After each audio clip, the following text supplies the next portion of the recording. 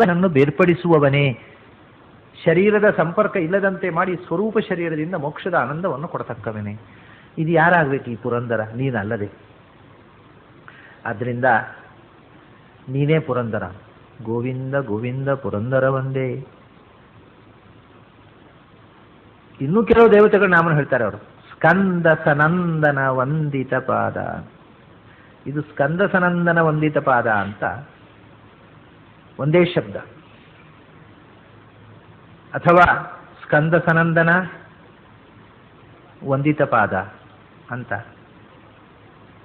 ಎರಡು ಶಬ್ದ, ಅಥವಾ ಸ್ಕಂದ ಸನಂದನ ವಂದಿತ ಪಾದ ಅಂತ 4 ಶಬ್ದ.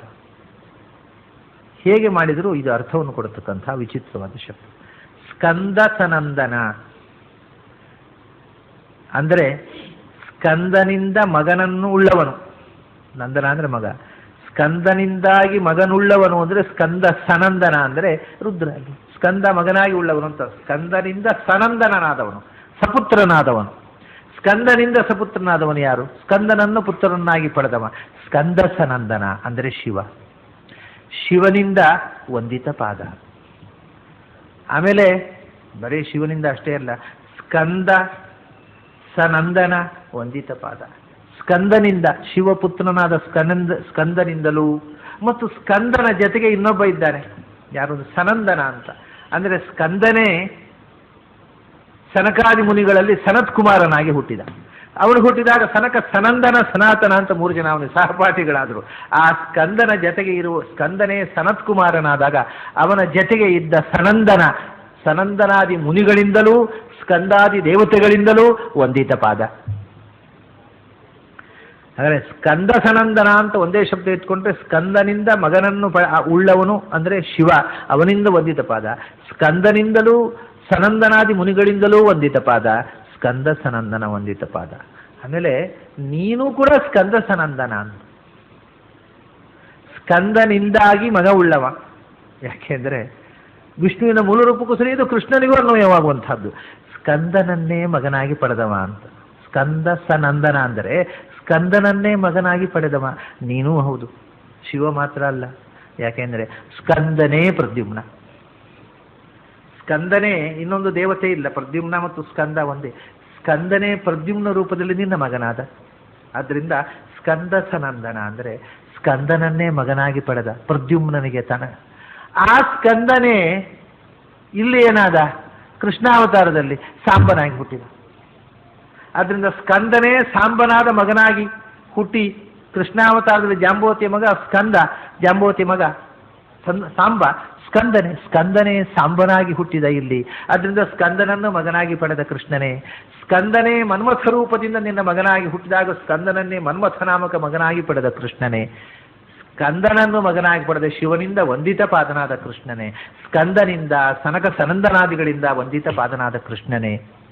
ಮತ್ತು ಸ್ಕಂದನೇ ಮಗನಾಗಿ ಉಳ್ಳವ ಇನ್ನೊಬ್ಬ ಇದ್ದಾನೆ. ಯಾರು? ಸ್ಕಂದನೇ ಪ್ರದ್ಯುಮ್ನಾದಾಗ ಸ್ಕಂದನೇ ಮಗನಾದ ವಿಷ್ಣುವಿಗೆ. ಆ ಸ್ಕಂದನೇ ಸನತ್ ಕುಮಾರ ಆದ ಅಂತ ಹೇಳಿದ್ನಲ್ಲ. ಸನತ್ ಕುಮಾರ ಆದಾಗ ಸ್ಕಂದ ಯಾರ ಮಗ? ಚತುರ್ಮುಖನ ಮಗ. ಅದರಿಂದ ಸ್ಕಂದ ಸನಂದನ ಅಂದರೆ ಸ್ಕಂದನೇ ಸನತ್ ಕುಮಾರನಾದಾಗ ಅವನನ್ನು ಮಗನಾಗಿ ಪಡೆದ ಸ್ಕಂದ ಸನಂದನ ಅಂದರೆ ಸ್ಕಂದನ ಅಪ್ಪ ಅಂದರೆ ಚತುರ್ಮುಖ ಬ್ರಹ್ಮ, ಅವನಿಂದಲೂ ವಂದಿತ ಪಾದ.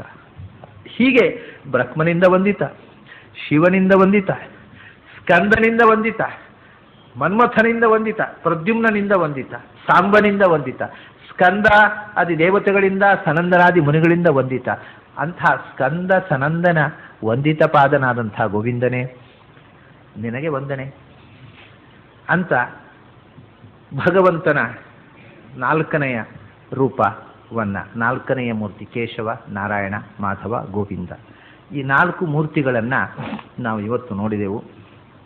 ಇನ್ನು 8 ಮೂರ್ತಿಗಳಿದ್ದಾರೆ. ವಿಷ್ಣು, ಮಧುಸೂದನ, ತ್ರಿವಿಕ್ರಮ, ವಾಮನ, ಶ್ರೀಧರ, ಋಷಿಕೇಶ, ಪದ್ಮನಾಭ, ದಾಮೋದರ ಅಂತ ಈ 8 ರೂಪಗಳು. ಆ ಒಂದೊಂದು ರೂಪಗಳ ನಾಮನಿರ್ವಚನ, ಆ ನಾಮನಿರ್ವಚನಕ್ಕೆ ಅನುಗುಣವಾಗಿ ಆಚಾರ್ಯರು ಕೊಟ್ಟಂಥ ವಿಶೇಷಣಗಳು, ಇದು ತುಂಬ ಶಾಸ್ತ್ರದ ಆಳಕ್ಕೆ ನಮ್ಮನ್ನು ಕೊಂಡೊಯ್ಯತಕ್ಕಂಥ ಸ್ತೋತ್ರ. ಇದು ತುಂಬ ಶಾಸ್ತ್ರದ ಮರ್ಮವನ್ನು ತಿಳಿದವರಿಗೆ ಬಹಳ ರೋಚಕವಾದಂಥ ಸ್ತೋತ್ರ. ಆ ಮುಂದಿನ ನಾಮಗಳ ನಿರ್ವಚನ ಏನು? ವಿಷ್ಣು ಅನ್ನುವ ಶಬ್ದಕ್ಕೆ ಬಹಳ ಅಪೂರ್ವವಾದಂಥ ನಿರ್ವಚನಗಳಿವೆ.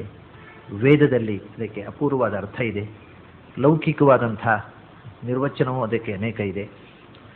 ಅಲ್ಲಿಂದ ಮುಂದೆ ಮಧುಸೂದನ. ಈ ನಾಮಗಳ ನಿರ್ವಚನೆ, ಅದಕ್ಕೆ ಆಚಾರ್ಯರು ಕೊಟ್ಟಿರತಕ್ಕಂಥ ವಿಶೇಷಣಗಳು, ಆ ವಿಶೇಷಣಗಳಲ್ಲಿ ಇರತಕ್ಕಂಥ ವಿಶೇಷ ಅರ್ಥ, ಇವೆಲ್ಲ ನಾವು ಇನ್ನು ನೋಡಬೇಕಾದ್ದು. ನಮಗೆ ಉಳಿದಿರೋದು ಇನ್ನು ಈ ಬಾರಿ ಒಂದೇ ದಿವಸ, ನಾಳೆ ಒಂದು ದಿವಸಕ್ಕೆ ಮುಕ್ತಾಯ.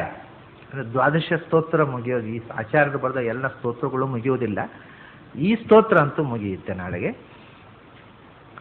ಆಮೇಲೆ ಮತ್ತೆ 3 ಸ್ತೋತ್ರಗಳು ಉಳಿತಾವೆ. ಅವನ ಶ್ರೀಪತಿರ ಪ್ರತಿರಧಿಕೇಶಾದಿಭವಾದೇ ಕರುಣಾಪೂರ್ಣವರ ಪ್ರದಚರಿತಂ ಜ್ಞಾಪಯ ಮೇತೆ ಅನ್ನುವಂಥ ಸ್ತೋತ್ರ. ಉದೀರ್ಣ ವಜರಂ ದಿವ್ಯಂ ಅಮೃತಸ್ಯಂಧ್ಯಧೀಶಿತು ಆನಂದಸ್ಯ ಪದಂ ವಂದೇ ಬ್ರಹ್ಮೇಂದ್ರಾದ್ಯಭಿವಂದಿತಂ ಅನ್ನುವ ಸ್ತೋತ್ರ. ಆನಂದ ಮುಕುಂದ ಅರವಿಂದನಯನ ಆನಂದ ತೀರ್ಥಫಲ ಆನಂದವರದ ಅನ್ನುವ ಸ್ತೋತ್ರ. ಅದು ಅಲ್ಲದೆ ಮತ್ತೆ ಒಂದು ಸ್ತೋತ್ರ ಉಳಿತದೆ. ಯಾವುದು ಅಂದರೆ ಈಗ ದ್ವಾದಶ ಸ್ತೋತ್ರದಲ್ಲಿ ಸೇರಿದ, ಆದರೆ ದ್ವಾದಶ ಸ್ತೋತ್ರದಲ್ಲಿ ಮೂಲತಃ ಸೇರದ ಒಂದು ಸ್ತೋತ್ರ ಉಂಟು, ಸ್ವಜನೋದಧಿ ಸಮೃದ್ಧಿ. ಈಗ ಅದನ್ನು ಸುಜನೋದಧಿ ಅಂತಾರೆ. ಸ್ವಜನೋದಧಿ ಸಮೃದ್ಧಿ ಪೂರ್ಣಚಂದ್ರೋ ಗುಣಾರ್ಣವಃ ಅಮಂದಾನಂದ ಸಾಂದ್ರೋನ ಸದಾವ್ಯಾದ್ ಇಂದಿರಾಪತಿ ಅನ್ನತಕ್ಕಂಥ ಸ್ತೋತ್ರ. ಅದು ತತ್ವಸಂಖ್ಯಾನದ ಸ್ತೋತ್ರ, ತತ್ವಸಂಖ್ಯಾನದ ಜೊತೆಗಿರುವಂಥದ್ದು. ಅದನ್ನು ತತ್ವಸಂಖ್ಯಾನ, ಪೂರ್ತಿ ತತ್ವಸಂಖ್ಯಾನ ಜೊತೆಗೆಯೇ ಹೇಳುವ ಉದ್ದೇಶ ನಂದು. ಅದನ್ನು ಬರೀ ಆ ಸ್ತೋತ್ರವನ್ನು ಪ್ರತ್ಯೇಕ ಹೇಳುವುದಿಲ್ಲ. ಆ ಇಡೀ ಗ್ರಂಥವನ್ನು ತತ್ವಸಂಖ್ಯಾನ, ಜಗತ್ತಿನಲ್ಲಿ ಅಂದರೆ ಪ್ರಮೇಯಗಳ ಅನುಸಂಧಾನ ಹೇಗಿರಬೇಕು ಅನ್ನೋದನ್ನು ಆಚಾರ್ಯ ಮೊದಲು ಹೇಳಿ ಕೊನೆಗೆ ಆ ಸ್ತೋತ್ರ ಹೇಳಿದ್ದಾರೆ. ಅದನ್ನು ತತ್ವಸಂಖ್ಯಾನದ ಜೊತೆಗೇ ಹೇಳಬೇಕು, ಪ್ರತ್ಯೇಕ ಹೇಳಬಾರದು. ಅದು ಆಗದೆ ಮತ್ತೊಂದು ಸ್ತೋತ್ರ ಇದೆ, ಆಚಾರ್ಯರು ಬಾಲ್ಯದಲ್ಲಿ ಬರೆದಂಥ ಕಂದುಕಸ್ತುತಿ. ಅಂಬರ ಗಂಗಾ ಚುಂಬಿತ ಪಾದ ಪದತಲ ವಿದಲಿತ ಗುರುತರ ಶಕಟಃ ಕಾಲಿಯ ನಾಗ ಕ್ಷೇಳ ನಿಹಂತ ಶರಶತ ಶಕಲಿತ ನಿವಹ. ಹೀಗೆ ಸತತಗ ಸಮಜವ ಖಗಪತಿ ನಿರತಃ ಅಂತ ಕೊನೆಯಾಗುತ್ತೆ. ಸಂತತಮಸ್ಮಾನ್ ಪಾತು ಮುರಾರಿಹಿ ಸತತಗ ಸಮಜವ ಖಗಪತಿ ನಿರತಃ. 8 ಸಾಲುಗಳದ್ದು. ಅದು ಆಚಾರ್ಯರು ಚೆಂಡಾಡುವಾಗ ಬಾಲ್ಯದಲ್ಲಿ ಬರೆದದ್ದು ಅಂತ ಐತಿಹ್ಯ. ಅದಕ್ಕೆ ಏನು, ಅದನ್ನು ಯಾರೂ ಪ್ರಾಚೀನರು ಋಷಿಸ್ಥಿತರು ಅವರು ಯಾರೂ ಪುಸ್ತಕದಲ್ಲಿ ಬರೆದಿಟ್ಟಿಲ್ಲ. ಆದರೆ ಲೋಕದಲ್ಲಿ ಅದನ್ನು ಮ್ಯಾನುಸ್ಕ್ರಿಪ್ಟ್ಗಳಲ್ಲಿ ಕೆಲವರು ಬರೆದಿಟ್ಟಿದ್ದಾರೆ. ಅದಕ್ಕೆ ಕೆಲವರು ಶ್ರೀಕೃಷ್ಣ ಪದ್ಯ ಅಂತ ಹೆಸರು ಬರೆದಿದ್ದಾರೆ. ಯಾವ್ದು ಬರೆದು ಕೃಷ್ಣ ಪದ್ಯ, ಆಚಾರ್ಯ ಕೃಷ್ಣ ಪದ್ಯ ಅಲ್ಲದೆ ಇನ್ನೇನು ಬರೆಯುವುದೇ ಇಲ್ಲ. ಅದಕ್ಕೆ ಕಂದುಕಸ್ತುತಿ ಅಂತ ಹೆಸರು. ಯಾಕೆಂದರೆ ವಾಜರಾಜರ ದಶಾವತಾರ ಸ್ತುತಿ ಉಂಟಲ್ವ, ಪ್ರೋಷ್ಠೀಶ ವಿಗ್ರಹ ಸುನಿಷ್ಠೀವನೋತ್ಥೃತ ವಿಶಿಷ್ಟಾಂಬುಚಾರಿ ಜಲಧೇ, ಇದಕ್ಕೆ ದಶಾವತಾರ ಸ್ತುತಿ ಅಂತ ಹೆಸರು. ಅದು ಕೆಲವರು ಅಶ್ವಧಾಟಿ ಅಂತ ಹೇಳ್ತಾರೆ, ಅಂದರೆ ಕುದುರೆ ಹೋಗುವ ಗತಿಯನ್ನು ಅನುಕರಣೆ ಮಾಡತಕ್ಕಂಥ. ಹಾಗೆಯೇ ಇದು ಕೃಷ್ಣ ಪದ್ಯ ಆದರೆ ಇದಕ್ಕೆ ಹೆಸರು ಕಂದುಕಸ್ತುತಿ ಅಂತ. ಅಂದರೆ ಅಂಬರ ಗಂಗಾ ಚುಂಬಿತ ಪಾದ ಪದತಲ ವಿದಲಿತ ಚೆಂಡನ್ನು ಹೀಗೆ ಕುಣಿಸ್ತಾ ಅದನ್ನು ರಚನೆ ಮಾಡಿದರು ಅನ್ನೋದಕ್ಕೋಸ್ಕರ ಅದನ್ನು ಕಂದುಕಸ್ತುತಿ ಅಂತ ಕರೀತಾರೆ. ಇರಬಹುದು ಆಚಾರ್ಯರು ಚೆಂಡಾಡುವಾಗ ಸ್ತೋತ್ರ ಮಾಡಿದ್ದು ಅವರಿಗೆ ಸದಾ, ನಾವು ಹೇಳ್ತಾರೆ ಸತತ ರತೇಹೆ ಅಂತ ಹೇಳ್ತಾರೆ, ಸದಾ ಸರ್ವದಾ ಭಗವಂತನ ಸ್ತೋತ್ರ ಮಾಡುವವ ನಾನು ಅಂತಾರೆ. ಚೆಂಡಾಡುವಾಗಲೂ ಮಾಡ್ತಾರೆ ಅವರು, ಅದೇನು ತಪ್ಪಲ್ಲ. ಆದರೆ ಆ ಸ್ತುತಿ ಆಚಾರ್ಯರ ಗ್ರಂಥಮಾಲಿಕೆಯಲ್ಲಿ ಮುಖ್ಯವಾದಂಥ ಗ್ರಂಥಗಳಲ್ಲಿ ಪರಿಗಣನೆ ಮಾಡುವ ಸಂಪ್ರದಾಯ ಇಲ್ಲ. ಅವರು ಬಾಲ್ಯದಲ್ಲಿ ಮಾಡಿದ್ದು ಅಂತನೋ ಏನೋ, ಅದು ಆಚಾರ್ಯರ ಗ್ರಂಥಗಳಲ್ಲಿ ಅದನ್ನು ಪರಿಗಣನೆ ಮಾಡುವ ರೂಢಿ ಇಲ್ಲ. ಆದರೂ ಆಚಾರ್ಯರದ್ದು ಅನ್ನೋದನ್ನು ಎಲ್ಲರೂ ಒಪ್ಪಿದ್ದು. ಆಚಾರ್ಯರು ಬಾಲ್ಯದ ರಚನೆ ಮಾಡಿದ್ದು ಅದನ್ನು ಹೇಳಬೇಕು. ಹೀಗೆ ಈ ಬಾರಿ ನಾನು ಹೇಳಿ ಆದಮೇಲೂ ಪ್ರಾಯ 4-5 ಸ್ತೋತ್ರಗಳು ಹೇಳೋದು ಬಾಕಿ ಉಳಿತಾವೆ. ಅದನ್ನು ಇನ್ನೊಮ್ಮೆ ಆಚಾರ್ಯರು ಕರ್ಕೊಂಡು ಬಂದಾಗ ಈ ಕಡೆಗೆ ಡಿಸೆಂಬರು ಅಂತ ಅವರು ಹೇಳ್ತಾರೆ. ಆಚಾರ್ಯರು ಓಕೆ ಅಂದರೆ ನಂದೇನೋ ಆಕ್ಷೇಪ ಇಲ್ಲ. ಆಚಾರ್ಯರು ಕರ್ಕೊಂಡು ಬರಬೇಕು, ನಮ್ಮನ್ನೆಲ್ಲ ಸೇರಿಸ್ಬೇಕಲ್ಲ. ಆ ಪರಿಸ್ಥಿತಿ ನಿರ್ಮಾಣ ಆದಾಗ ಆ ಮುಂದಿನ 4-5 ಸ್ತೋತ್ರಗಳನ್ನ ಹೇಳೋಣ. ಈ ಬಾರಿ ಅಂತೂ ಈ ಸ್ತೋತ್ರ ಮುಕ್ತಾಯ ಆಗತ್ತೆ ಪ್ರಾಯ ನಾಳೆ ಬೆಳಿಗ್ಗೆ ಮತ್ತು ಸಂಜೆ 2 ದಿವಸದಲ್ಲಿ. ಇವತ್ತು ಇಷ್ಟು ಸಾಕು, ಮತ್ತೆ ನಾಳೆ ಸೇರಿದಾಗ ಅಲ್ಲಿ ತನಕ ನಿಮಗೆಲ್ಲ ಅಭಿನಂದನೆಗಳು ಮತ್ತು ನಮಸ್ಕಾರ.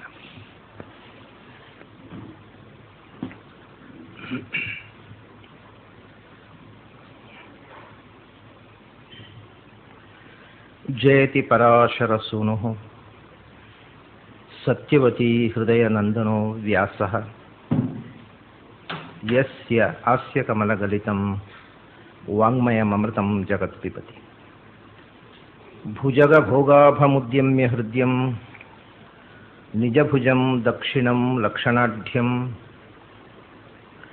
ಲಲಿತಮುದ್ರಿಕ್ತ ವಿಜ್ಞಾನಮುದ್ರಂ ಭಜ ಭಜ ಅನಂತಮಿತ್ಯಾಲಪಂತಂ ಪ್ರಣತವಾನ್ ಪ್ರಾಣಿನಾಂ ಪ್ರಾಣಭೂತಂ ಪ್ರಣತಿಭಿಃ ಪ್ರಣಯೇ ಪೂರ್ಣಬೋಧಂ ಭವದವೋಷ್ಣೇನ ತಾತಪ್ಯಮಾನಾನ್ ಭುವಿ ಪರಂ ನಾಥಮಪ್ರೇಕ್ಷಮಾಣಾನ್ ಭುವನಮನ್ಯೇನ ಚ ಅನ್ಯೇನ ದೋಷ್ಣಾ ಭವತು ಧೀರ್ಮಾ ಇತಿ ನ ಸಾಂತ್ವಯಂತಂ ಪ್ರಣತವಾನ್ ಪ್ರಾಣಿನಾಂ ಪ್ರಾಣಭೂತಂ ಪ್ರಣತಿಭಿಃ ಪ್ರಣಯೇ ಪೂರ್ಣಬೋಧಂ. ನನ್ನ ಅಧ್ಯಾತ್ಮ ಬಂಧುಗಳೇ,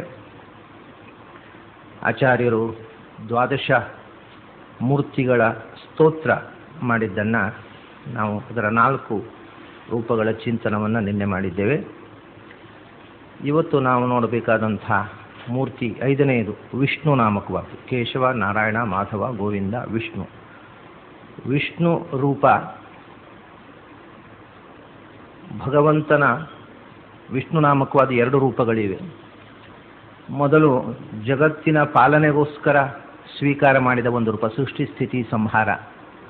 ಆಮೇಲೆ ದ್ವಾದಶ ಮೂರ್ತಿಗಳಲ್ಲಿ ಸೇರಿದಂಥ ಒಂದು ವಿಷ್ಣು ರೂಪ. ಇದು ದ್ವಾದಶ ಮೂರ್ತಿಗಳಲ್ಲಿ ಸೇರಿದ ವಿಷ್ಣುವನ್ನು ಸಮಷ್ಟಿಯಾಗಿ ಭಗವಂತನನ್ನು ಸ್ತೋತ್ರ ಮಾಡ್ತಕ್ಕಂಥ ಒಂದೊಂದು ನಾಮ ಆ ರೂಪ ವಿಶೇಷದ ನಾಮವೂ ಹೌದು, ಒಟ್ಟಂದದಲ್ಲಿ ಭಗವಂತನ ನಾಮವೂ ಹೌದು ಅನ್ನುವುದನ್ನು ನಾನು ಹೇಳಿದ್ದೆ. ಅದನ್ನು ವಿಷ್ಣು ನಾಮಕವಾದಂಥ ದ್ವಾದಶ ಮೂರ್ತಿಗಳಲ್ಲಿ ಸೇರಿದ ವಿಷ್ಣು ನಾಮಕವಾದಂಥ ರೂಪವನ್ನು ಸ್ತೋತ್ರ ಮಾಡತಕ್ಕ 2 ಸಾಲುಗಳು. ವಿಷ್ಣು ಸೃಜಿಷ್ಣು ಗ್ರಸಿಷ್ಣು ವಿವಂದೇ ಕೃಷ್ಣ ಸದುಷ್ಣ ವಧಿಷ್ಣ ಸ್ವಧೃಷ್ಣೋ ಅಂತ. ಇದು ಸಂಸ್ಕೃತ ಭಾಷೆಯಲ್ಲಿ ಹೀಗೆ ಪ್ರಯೋಗ ಮಾಡುವ ರೀತಿ ಇಲ್ಲ. ಇದು ಒಂದು ವಿಚಿತ್ರವಾದ ಪ್ರಯೋಗ. ಈಗ ಪ್ರಿಂಟ್ ಆದ ಪಾಠದಲ್ಲಿ ವಿಷ್ಣು ಸೃಜಿಷ್ಣೋ ಗ್ರಸಿಷ್ಣೋ ವಿವಂದೇ ಕೃಷ್ಣ ಸದುಷ್ಣ ವಧಿಷ್ಣೋ ಸ್ವಧೃಷ್ಣೋ ಅಂತ ಇದೆ. ಈಗ ಅದು ಸಂಸ್ಕೃತ ಭಾಷೆಯಲ್ಲಿ ಒಂದು ವಿಷ್ಣು ಅನ್ನುವ ಶಬ್ದದ ಸಂಬೋಧನೆ. ನಾವೀಗ ಕನ್ನಡದಲ್ಲಿ ಅದು ವಿಷ್ಣು ಇಲ್ಲಿ ಬಾ ಅಂತೇವೆ. ವಿಷ್ಣು ಅನ್ನೋದು ಸಂಬೋಧನೆ, ವಿಷ್ಣು ಶಬ್ದದ ಸಂಬೋಧನೆ ವಿಷ್ಣು ಅಂತಾಗತ್ತೆ. ವಿಷ್ಣು ಅಲ್ಲ, ಕನ್ನಡದಲ್ಲಿ ಆಗ್ಬೋದು, ವಿಷ್ಣು ಅಂತಲೂ ಕರಿಬೋದು. ಆದರೆ ಸಂಸ್ಕೃತದಲ್ಲಿ ಸಂಬೋಧನೆ ಒಬ್ಬನ ಕರೆಯುವಾಗ ವಿಷ್ಣು ಅಂತ ಹೆಸರಿನವನಾಗಿದೆ, ಅವನ ಸಂಬೋಧನೆ ಮಾಡೋ ವಿಷ್ಣು ಅಂತ ಹೇಳಬೇಕು. ಆದರೆ ಅದು ಈಗ ಪ್ರಿಂಟ್ ಆದ ಪುಸ್ತಕದಲ್ಲಿ ಹಾಗೆ ಇದೆ, ವಿಷ್ಣು ಸೃಜಿಷ್ಣು ಗ್ರಸಿಷ್ಣು ಅಂತ ಇದೆ. ಆಚಾರ್ಯರು ವಿಷ್ಣು ಸೃಜಿಷ್ಣು ಗ್ರಸಿಷ್ಣು ವಿವಂದೇ ಬರೇ ಆ ಶಬ್ದಗಳನ್ನು ಯಾವ ವಿಭಕ್ತಿಯೂ ಹಾಕಲಿಲ್ಲ, ವಿಭಕ್ತಿಯೇ ಹಾಕಲಿಲ್ಲ, ಸಂಬೋಧನೆ ವಿಭಕ್ತಿಯೂ ಹಾಕದೆ ಬರೇ ಶಬ್ದವನ್ನು ಪ್ರಯೋಗ ಮಾಡಿದ್ದಾರೆ. ವಿಷ್ಣು ಸೃಜಿಷ್ಣು ಗ್ರಸಿಷ್ಣು ಅಂತ. ಸಂಬೋಧನೆ ಹೀಗೆ ಮಾಡಬಹುದೇ ಸಂಸ್ಕೃತದಲ್ಲಿ? ಯಾರೂ ಮಾಡಿಲ್ಲ, ಆಚಾರ್ಯರು ಮಾತ್ರ ಮಾಡಿದ್ದಾರೆ. ಇದಕ್ಕೆ ಈ ರೀತಿ ಮಾಡಬಹುದು ಅನ್ನೋದಕ್ಕೆ ವೈದಿಕವಾದಂಥ ವ್ಯಾಕರಣದ ಸಮ್ಮತಿಯನ್ನು ಆಚಾರ್ಯರು ಋಗ್ವೇದಕ್ಕೆ ಭಾಷ್ಯ ಬರೆಯುವಾಗ ಹೇಳಿದ್ದಾರೆ. ವೇದದಲ್ಲಿ ಇಂಥ ಪ್ರಯೋಗ ಇದೆ. ಬರೇ ಶಬ್ದವನ್ನು ಯಾವ ವಿಭಕ್ತಿಯೂ ಸೇರಿಸದೆ ವಿಭಕ್ತಿ ಇಲ್ಲದ ಶಬ್ದಕ್ಕೆ ಸಂಸ್ಕೃತದಲ್ಲಿ ಪ್ರಾತಿಪದಿಕ ಅಂತಾರೆ. ಪ್ರಾತಿಪದಿಕ ಅಂದರೆ ವಿಭಕ್ತಿಗಳನ್ನು ಸೇರಿಸದ ಮೂಲ ಶಬ್ದ ಅಂತ ಅರ್ಥ. ಬರೇ ಪ್ರಾತಿಪದಿಕವನ್ನು ಪ್ರಯೋಗಿಸುವುದು, ವಿಭಕ್ತಿ ಹಾಕದೆ. ಅಂಥದ್ದು ವೇದದಲ್ಲಿ ಸಾಕಷ್ಟು ಇದೆ. ಅದು ಅಂಥದ್ದನ್ನು ಯಾವಾಗ ಪ್ರಯೋಗಿಸಬಹುದು ಹಾಗೆ ಅಂತ ಅನ್ನೋದಕ್ಕೆ ಆಚಾರ್ಯರು ಒಂದು ನಿಯಮವನ್ನು, ವ್ಯಾಕರಣದ ನಿಯಮವನ್ನು ಕೊಟ್ಟಿದ್ದಾರೆ. ಸ್ವಾತಂತ್ರ್ಯ ಇದ್ದಲ್ಲಿ ವಿಭಕ್ತಿ ಲೋಪ ಮಾಡಬಹುದು. ವಿಭಕ್ತಿ ಲೋಪ ಅನ್ನೋದು ಸ್ವಾತಂತ್ರ್ಯವನ್ನು ಸೂಚಿಸುತ್ತದೆ ಅಂತ. ಆ ವಿಭಕ್ತಿ ಲೋಪ ಮಾಡುವ ಸ್ವಾತಂತ್ರ್ಯ ಬರಬೇಕಾಗಿದ್ದರೂ ಆ ಪ್ರಯೋಗ ಮಾಡತಕ್ಕವನಿಗೂ ಕೂಡ ಅಷ್ಟು ವ್ಯಾಕರಣದಲ್ಲಿ ಸ್ವಾತಂತ್ರ್ಯ ಇರಬೇಕು. ಈಗ ಉದಾಹರಣೆಗೆ ನಮ್ಮ ಕನ್ನಡದಲ್ಲೂ ಇಂಥದ್ದುಂಟು. ಈಗ ನೀವು ನಮ್ಮ ಮನೆ ನೋಡ್ಲಿಕ್ಕೆ ಬರಬೇಕು ಅಂತೀರಿ. ನೀವು ಮನೆ ನೋಡ್ಲಿಕ್ಕೆ ಬರೋದು ಅಂದರೆ ಏನು? ಮನೆಯನ್ನು ನೋಡ್ಲಿಕ್ಕೆ ಬರೋದಲ್ವಾ? ಮನೆ ಅನ್ನೋದು ಬರೇ ಶಬ್ದ, ಯಾವ ವಿಭಕ್ತಿಯೂ ಹಾಕಲಿಲ್ಲ, ದ್ವಿತೀಯ ವಿಭಕ್ತಿ ಹಾಕಬೇಕಿತ್ತಲ್ಲಿ. ಆದರೆ ವಿಭಕ್ತಿ ಲೋಪ ಮಾಡಿ ಮನೆ ನೋಡ್ಲಿಕ್ಕೆ ಬರಬೇಕು ಅಂತೇವೆ. ಮನೆ ನೋಡೋದು ಅಂದರೆ ಏನು? ಮನೆಯನ್ನು ನೋಡೋದು. ದ್ವಿತೀಯ ವಿಭಕ್ತಿ ಬೇಕು, ಹಾಕಲಿಲ್ಲ, ಅಂಡರ್ಸ್ಟುಡ್ ಅದು. ಹಾಗೆ ಈ ಪ್ರಯೋಗಗಳಲ್ಲಿ ನಾವು ನಮಗೆ ಗೊತ್ತಿಲ್ಲದೆಯೇ ನಮ್ಮ ಭಾಷೆಯಲ್ಲಿ ಇಂಥ ಪ್ರಯೋಗಗಳನ್ನು ಬೇಕಾಷ್ಟು ಮಾಡ್ತೇವೆ. ಸಂಸ್ಕೃತದಲ್ಲಿ, ವೈದಿಕ ಸಂಸ್ಕೃತದಲ್ಲಿ ಹೀಗೆ ಉದ್ದೇಶಪೂರ್ವಕವಾಗಿ ವಿಭಕ್ತಿ ಲೋಪವನ್ನು ಮಾಡ್ತಾರೆ. ಎಲ್ಲಿ ಆ ವಸ್ತುವಿಗೆ ಸ್ವಾತಂತ್ರ್ಯವನ್ನು ಸೂಚಿಸಬೇಕೋ ಅಲ್ಲಿ ವಿಭಕ್ತಿ ಲೋಪ ಮಾಡಬಹುದು ಅಂತ. ಪರಮೇ ವ್ಯೋಮನ್ ಸೋಷ್ಣುತೆ ಸರ್ವಾನ್ ಕಾಮಾನ್ ಸಹ ಬ್ರಹ್ಮಣ ಅಂತ ವೇದದಲ್ಲಿ ಪ್ರಯೋಗ ಮಾಡ್ತಾರೆ. ಪರಮೇ ವ್ಯೋಮನ್ ಅಂತ, ವ್ಯೋಮನ್ನ ಅನ್ನತಕ್ಕಂಥದ್ದು ವಿಭಕ್ತಿ ಇಲ್ಲದ ಶಬ್ದ. ವ್ಯೋಮನಿ ಅಂತ ಆಗಬೇಕಲ್ಲಿ, ಸಪ್ತಮಿ ವಿಭಕ್ತಿ ಆಗಬೇಕು. ಆದರೆ ಸಪ್ತಮಿ ವಿಭಕ್ತಿಯನ್ನು ಪ್ರಯೋಗ ಮಾಡದೆ ಬರೇ ಶಬ್ದ ವ್ಯೋಮನ್ ಅಂತ ಶಬ್ದವನ್ನು ಪ್ರಯೋಗ ಮಾಡ್ತಾರೆ. ಅಂದರೆ ಪ್ರಾತಿಪದಿಕವನ್ನು ಪ್ರಯೋಗ ಮಾಡ್ತಾರೆ. ವೇದದಲ್ಲಿ ಇಂಥದ್ದು ಬೇಕಾದಷ್ಟಿದೆ. ಆ ಪ್ರಾತಿಪದಿಕವನ್ನು ಮಾತ್ರ ಪ್ರಯೋಗ ಮಾಡಿದಾಗ, ವಿಭಕ್ತಿಯನ್ನು ಲೋಪ ಮಾಡಿದಾಗ ಭಗವಂತನಿಗೆ ವಿಶೇಷವಾದ ಸ್ವಾತಂತ್ರ್ಯವನ್ನು ನಾವು ಅನುಸಂಧಾನ ಮಾಡಿದ ಹಾಗೆ ಆಗ್ತದೆ ಅನ್ನೋದು ವೈದಿಕ ವ್ಯಾಕರಣದ ನಿಯಮ. ಆದ್ದರಿಂದ ಆಚಾರ್ಯರು ವಿಷ್ಣು ಸೃಜಿಷ್ಣು ಗ್ರಸಿಷ್ಣು ವಿವಂದೇ ಅಂತಾರೆ. ವಿಷ್ಣು ಸೃಜಿಷ್ಣು ಗ್ರಸಿಷ್ಣು ಅಂತ ಪ್ರಿಂಟ್ ಮಾಡಿದ ಪಾಠ ಆಚಾರ್ಯರ ಪಾಠ ಅಲ್ಲ, ಅದು ಸಂಸ್ಕೃತ ಭಾಷೆಗೆ ಅನುಗುಣವಾದ ಪಾಠ, ಇದು ವೈದಿಕ ಪಾಠ. ವಿಷ್ಣು ಅಂದರೆ ವಿಷ್ಣುವೇ ಅಂತ ಸಂಬೋಧನೆ. ಆದರೆ ನಾವು ಹೀಗೆ ಕನ್ನಡದಲ್ಲಿ ವಿಷ್ಣು ಬಾ ಇಲ್ಲಿಂದ ಕರೆದ್ರೂ ಆಗುತ್ತೆ, ಏ ವಿಷ್ಣು ಇಲ್ಲಿ ಬಾ ಅಂತ ಕರೆದ್ರೂ ಆಗುತ್ತೆ. ಹಾಗೆ ಕನ್ನಡದಲ್ಲಿ ನಾವು ಮಾಡ್ತೇವೆ, ಯಾಕೆಂದರೆ ಕನ್ನಡದ ಮೇಲೆ ನಮಗೆ ಪ್ರಭುತ್ವ ಇದೆ, ನಮ್ಮದೇ ಭಾಷೆ, ನಾವು ಹೇಗೂ ಸಂಸ್ಕೃತದಲ್ಲಿ ಕೂಡ ಹಾಗೆ ಬರೇ ಪ್ರಾತಿಪದಿಕವನ್ನು ಸಂಬೋಧನೆಗೋಸ್ಕರ ಅಥವಾ ಯಾವುದೇ ವಿಭಕ್ತಿಯ ಬದಲಾಗಿ ಪ್ರಯೋಗಿಸಬಹುದು ಅನ್ನೋದು ವೈದಿಕ ನಿಯಮ. ಆ ನಿಯಮವನ್ನು ಆಚಾರ್ಯರು ತಾನು ಕೇವಲ ವೈದಿಕ ವ್ಯಾಕರಣವನ್ನು ಅನುಸರಿಸಿದವರು ತನ್ನ ಗ್ರಂಥ ರಚನೆಯ ಎಲ್ಲ ಗ್ರಂಥಗಳಲ್ಲಿ ಕೂಡ. ಅದಕ್ಕೋಸ್ಕರ ಬರೇ ಪ್ರಾತಿಪದಿಕವನ್ನು ಹೇಳ್ತಾರೆ. ವಿಷ್ಣು, ಇನ್ನೊಂದು ಶಬ್ದ ಇದು ಕೂಡ ಹಾಗೆ ಸೃಜಿಷ್ಣು. ಸೃಜಿಷ್ಣು ಅಂತ ಇವತ್ತು ವ್ಯಾಕರಣ ಪ್ರಕಾರ ಆಗುವುದಿಲ್ಲ, ಸೃಜಿಷ್ಣು ಆಗುತ್ತೆ. ಸೃಜಿಷ್ಣು ಅದನ್ನು ಸೃಜಿಷ್ಣು ಅನ್ನೋದನ್ನು ಸೃಜಿಷ್ಣು ಅಂತ ಆಚಾರ್ಯ ಪ್ರಯೋಗ ಮಾಡ್ತಾರೆ. ಇದು ಕೂಡ ವೈದಿಕವಾದಂಥ ಪ್ರಯೋಗ. ವೈದಿಕವಾಗಿ ಇಂಥ ಪ್ರಯೋಗಗಳು ಸಾಕಷ್ಟಿವೆ. ಆದರೆ ಲೋಕದಲ್ಲಿ ಪಾಣಿನೀಯ ವ್ಯಾಕರಣದ ಅಭ್ಯಾಸ ಜನರಿಗೆ ಆದ ಮೇಲೆ ಸೃಜಿಷ್ಣು ಅಂತ ಪ್ರಯೋಗ ಮಾಡಿದರೆ ಇವನಿಗೆ ಸಂಸ್ಕೃತ ಜ್ಞಾನ ಇಲ್ಲ ಅಂತ ಹೊಡೆದು ಹಾಕ್ತಾರೆ, ಅದನ್ನು ತೆಗೆದು ತಪ್ಪು ಅಂತ ಹೇಳ್ತಾರೆ. ಅರ್ವಾಚೀನ ಸಂಸ್ಕೃತದಲ್ಲಿ ಈ ಶಬ್ದ ಇಲ್ಲ. ಪ್ರಾಚೀನವಾಗಿ ಇಂಥ ಪ್ರಯೋಗಗಳು ಇವೆ. ಆದ್ದರಿಂದ ಆಚಾರ್ಯರು ಅತ್ಯಂತ ಪ್ರಾಚೀನವಾದ ವೇದಗಳಲ್ಲಿ ಬಳಕೆಯಾದಂಥ ಶಬ್ದಗಳನ್ನು ಬಳಸುವುದರಿಂದ ಸೃಜಿಷ್ಣು ಅನ್ನೋದರ ಬದಲು ಸೃಜಿಷ್ಣು ಅಂತ ಪ್ರಯೋಗ ಮಾಡ್ತಾರೆ. ವಿಷ್ಣು ಸೃಜಿಷ್ಣು ಅಂತ ಹೇಳಿ ಪ್ರಯೋಗ ಮಾಡಿದರೂ ಕೂಡ ತಪ್ಪೇನೂ ಆಗುವುದಿಲ್ಲ. ಒಂದು ದೃಷ್ಟಿಯಿಂದ ಛಂದಸ್ಸಿ ತಪ್ಪಾಗುತ್ತೆ. ವಿಷ್ಣು ಸೃಜಿಷ್ಣು ಅಂತ ಹೇಳಿದಾಗ ವಿಷ್ಣು ಸೃಜಿಷ್ಣು ನಿಜವಾಗಿ ಹಾಗೆ ಹೇಳಬೇಕಾಗುತ್ತೆ. ವಿಷ್ಣು ಸೃಜಿಷ್ಣು ಗ್ರಸಿಷ್ಣು ಇವಂದೇ ಅಂತ ಆ ಒತ್ತಕ್ಷರ ಬಂದಾಗ, ಮೊದಲನೇ ಅಕ್ಷರಕ್ಕೆ ಒತ್ತು ಬಂದಾಗ ಅದು ದೀರ್ಘಾಕ್ಷರದ ಸ್ಥಾನದಲ್ಲಿ ಗುರು ಅಕ್ಷರ ಆಗುತ್ತೆ. ಸಾಮಾನ್ಯವಾಗಿ ವಿಷ್ಣು ಸೃಜಿಷ್ಣು ಗ್ರಸಿಷ್ಣು ವಿವಂದೇ ಅಂತ. ಆದರೆ ಅದನ್ನು ಹಾಗೆ ಹೇಳದೆ ಶಿಥಿಲ ದ್ವಿತ್ವ ಸಂಧಿ ಅಂತ ಕನ್ನಡದಲ್ಲಿ ಒಂದಿದೆ. ಒತ್ತಕ್ಷರವನ್ನು ಶಿಥಿಲವಾಗಿ ಹೇಳೋದು ವಿಷ್ಣು ಸೃಜಿಷ್ಣು. ಯಾಕೆಂದರೆ ಮುಂದೆ ಹಾಗೆ ಮಾಡಿದ್ದಾರೆ, ಸೃಜಿಷ್ಣು ಗ್ರಸಿಷ್ಣು. ಅಲ್ಲಿ ವಿಷ್ಣು ಅನ್ನೋದು ಲಘು ಅಕ್ಷರ, ಗ್ರ ಅಂತ ಮುಂದೆ ಒತ್ತಕ್ಷರ ಹಾಕಿದ್ದಾರೆ. ಒತ್ತಕ್ಷರ ಇದ್ದರೆ ಸೃಜಿಷ್ಣು ಗ್ರಸಿಷ್ಣು ಆಗುತ್ತೆ, ವಿಷ್ಣು ಅನ್ನೋದು ಗುರು ಅಕ್ಷರ ಆಗುತ್ತೆ. ಆದರೆ ಆಚಾರ್ಯದನ್ನು ಲಘುವಾಗಿ ಮಾಡಿದ್ದಾರೆ. ಸೃಜಿಷ್ಣು ಗ್ರಸಿಷ್ಣು ವಿಷ್ಣು ಸೃಜಿಷ್ಣು ಗ್ರಸಿಷ್ಣು ವಿವಂದೇ ಹೀಗೆ ಹೇಳಬೇಕು. ನಿಜವಾಗಿ ಸಂಸ್ಕೃತದಲ್ಲಿ ಓದುವ ರೀತಿ ವಿಷ್ಣು ಸೃಜಿಷ್ಣು ಗ್ರಸಿಷ್ಣು ವಿವಂದೇ ಅಂತ. ಆದರೆ ವಿಷ್ಣು ಸೃಜಿಷ್ಣು ಗ್ರಸಿಷ್ಣು ಓದಬಾರ್ದು, ವಿಷ್ಣು ಸೃಜಿಷ್ಣು ಗ್ರಸಿಷ್ಣು ವಿವಂದೇ. ಆ ಷ್ಣು ಅನ್ನುವುದನ್ನು ಒತ್ತಕ್ಷರ, ಅದು ಒತ್ತಕ್ಷರದ ಹಿಂದೆ ಬಂದಾಗ ಒತ್ತು ಬಂದು ಅದು ಗುರು ಅಕ್ಷರ ಆಗದ ಹಾಗೆ ಲಘು ಅಕ್ಷರ ಆಗುವ ಹಾಗೆ ಓದಬೇಕು. ಇವೆಲ್ಲ ತುಂಬ ಎಕ್ಸ್ಪೆರಿಮೆಂಟ್ಗಳನ್ನು ಮಾಡಿದ್ದಾರೆ ಉಚ್ಚಾರಗಳಲ್ಲಿ ಆಚಾರ್ಯರು. ಸಾಮಾನ್ಯ ಜನಕ್ಕೆ ಇದು ಗಮನಕ್ಕೆ ಬರುವುದೇ ಇಲ್ಲ. ವಿಷ್ಣು ಸೃಜಿಷ್ಣು ಗ್ರಸಿಷ್ಣು ವಿವಂದೇ, ಸೃಜಿಷ್ಣು ಗ್ರಸಿಷ್ಣು ಅಂತ ನಿಜವಾಗಿ ಓದುವ ಕ್ರಮ. ಹಾಗೆ ಓದಬಾರ್ದು ಅದನ್ನು, ಸೃಜಿಷ್ಣು ಗ್ರಸಿಷ್ಣು ವಿವಂದೇ. ಹಾಗೆ ಮುಂದೆ ಕೃಷ್ಣ ಸದೃಷ್ಣ ವಧಿಷ್ಣ ಸ್ವಧೃಷ್ಣೋ ವಧಿಷ್ಣ ಸ್ವಧೃಷ್ಣೋ ಅಂತ ಆಗತ್ತೆ. ಸ್ವ ಬಂದಾಗ ಮೊದಲನೇದು ಗುರು ಆಗುತ್ತೆ. ಆದರೆ ವಧಿಷ್ಣ ಸ್ವಧೃಷ್ಣೋ ಅಂತ ಓದಬಾರ್ದು, ವಧಿಷ್ಣ ಸ್ವಧೃಷ್ಣೋ ಅಂತ. ಇದನ್ನು ಕನ್ನಡದಲ್ಲಿ ಶಿಥಿಲ ದ್ವಿತ್ವ ಸಂಧಿ ಅಂತ ಹೇಳ್ತಾರೆ. ಅಂದರೆ ಆ ದ್ವಿತ್ವ ಎರಡು ಅಕ್ಷರದ ಮಾತ್ರೆಗಳು ಬರತಕ್ಕಂಥ ಸಂದರ್ಭದಲ್ಲಿ ಅದನ್ನು ಶಿಥಿಲವಾಗಿ ಓದಿ ಗುರುವನ್ನು ಲಘುವಿನಂತೆ ಓದುವುದು. ಇಲ್ಲಿ ಅಂಥ ಪ್ರಯೋಗಗಳನ್ನು ಆಚಾರ್ಯ ಮಾಡಿದ್ದಾರೆ. ವಿಷ್ಣು ಸೃಜಿಷ್ಣು ಗ್ರಸಿಷ್ಣು ವಿವಂದೇ. ವಿಷ್ಣು ಭಗವಂತನ ದ್ವಾದಶ ಮೂರ್ತಿಗಳಲ್ಲಿ 5ನೆಯ ಮೂರ್ತಿ. ವಿಷ್ಣು ಅನ್ನುವ ಶಬ್ದಕ್ಕೆ ವೇದದಲ್ಲಿ ಒಂದು ಅರ್ಥ ಇದೆ. ವೇದದಲ್ಲಿ ಹೇಳಿದಂಥ ಅರ್ಥ, ಐತರೆಯ ಉಪನಿಷತ್ತಿನಲ್ಲಿ ಹೇಳಿದಂಥ ಅರ್ಥ, ಆಮೇಲೆ ಬೇರೆ ಬೇರೆ ಧಾತುಗಳ ಮೂಲಕ ಮಾಡಿರತಕ್ಕಂಥ ಲೌಕಿಕ ನಿರ್ವಚನಗಳು, ಲೌಕಿಕ ವಿದ್ವಾಂಸರು ಮಾಡಿರತಕ್ಕಂಥ ನಿರ್ವಚನ. ಲೌಕಿಕ ವಿದ್ವಾಂಸರು ಮಾತ್ರ ಅಲ್ಲ, ವೇದದಲ್ಲೂ ಬಂದಿದೆ ಅದು. ಅಂಥದ್ದು ಯಾವುದು ಅಂದರೆ ವಿಶ್ ಅನ್ನುವ ಒಂದು ಧಾತು, ವಿಶಿಲ್ ಅನ್ನುವುದು ಒಂದು ಧಾತು. ಈ ಎರಡು ಧಾತುವಿನಿಂದ ವಿಷ್ಣು ಶಬ್ದವನ್ನು ನಿರ್ವಚನ ಮಾಡ್ತಾರೆ ಶಾಸ್ತ್ರಕಾರರು. ವಿಶ್ ಅಂದರೆ ಪ್ರವೇಶ, ಪ್ರವೇಶಿಸುವ. ವಿಶತಿ ಇತಿ ವಿಷ್ಣು, ಎಲ್ಲದರ ಒಳಗೂ ಅಂತರ್ಯಾಮಿಯಾಗಿ ಪ್ರವೇಶಿಸಿದವನು ಅಂತ ಅರ್ಥ. ವಿಷ್ಣು ಅಂದರೆ ವಿಶತಿ ಇತಿ ವಿಷ್ಣು ಅಂತ ಇದು ಒಂದು ನಿರ್ವಚನ. ಅದಕ್ಕೆ ವಿಷಧಾತುವಿಗೆ ಇಷ್ಣುಚ್ ಪ್ರತ್ಯಯ ಅಂತ ಅದೆಲ್ಲ ವ್ಯಾಕರಣದ ವಿಷಯ. ಒಂದು ಪ್ರತ್ಯಯ ಬಂದು ವಿಶತಿ ಅಂದರೆ ಎಂಟರ್ಸ್ ಇಂಟು, ಒಳಗೆ ಪ್ರವೇಶಿಸುತ್ತಾನೆ, ಎಲ್ಲರ ಹೃದಯದ ಒಳಗೂ ಅಂತರ್ಯಾಮಿಯಾಗಿ ಪ್ರವೇಶಿಸಿದವನು ವಿಷ್ಣು ಅಂತ, ಅಂದರೆ ಅಂತರ್ಯಾಮಿ ಅಂತ ಅರ್ಥ. ವಿಷ್ಣು ಅಂದರೆ ಒಳಗೆ ಅಂತರ್ಯಾಮಿಯಾಗಿ ಇರುವವನು ಅನ್ನೋದು ಒಂದು ಅರ್ಥ. ಇನ್ನೊಂದು ಧಾತು ವಿಶಿಲ್ ಅಥವಾ ಅದನ್ನು ವಿಷು ಅಂತ ಪ್ರಾಚೀನರು ಹೇಳ್ತಾರೆ. ಈಗದ ವ್ಯಾಕರಣದಲ್ಲಿ ವಿಶಿಲ್ ಧಾತು ಅಂತಿದೆ. ವಿಶಿಲ್ ವ್ಯಾಪ್ತವು ಅಂತ ಅಂದರೆ ಒಳಗೆ ಪ್ರವೇಶಿಸಿದವನು ಮಾತ್ರ ಅಲ್ಲ, ಹೊರಗೆ ಕೂಡ ವ್ಯಾಪಿಸಿದವನು ಅಂತ. ಒಳಗೆ ತುಂಬಿದವನು, ಹೊರಗೆ ಹಬ್ಬಿದವನು.